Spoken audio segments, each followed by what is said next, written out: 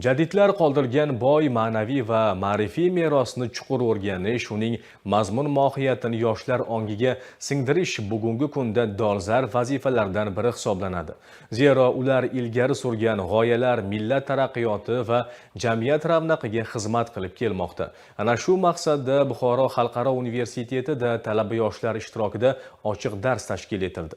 Mazkur seminarda Turkistonda jadidchilik harakatining vujudga kelishi, uning ijtimoiy tarixiy ahamiyati hamda yangi usul maktablarning tashkil etilishi batafsil yoritib berildi. Ayniqsa, Turkiston jadidchiligi asoschisi Ismoil G'aspirali, Mahmudxo'ja Behbudiy, Munavvar qori Abdurashidxonov, Abdulla Avloniy, Abduqodir Shakuriy kabi buyuk ma'rifatparvarlarning xalqni ilm-ma'rifatga chorlash, zamonaviy ta'limni yo'lga qo'yish borasidagi fidokorona mehnatlari alohida ta'kidlandi.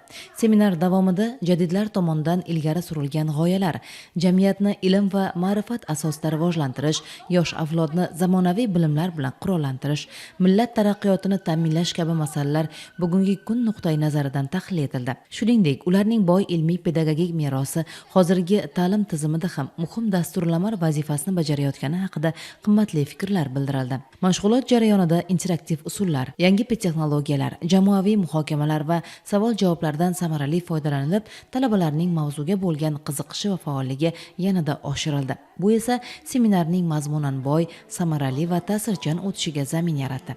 Jadidlar ijodi asosidagi sahna ko'rinishlari orqali mazkur asarlarning tarbiyaviy ahamiyati talqin etildi.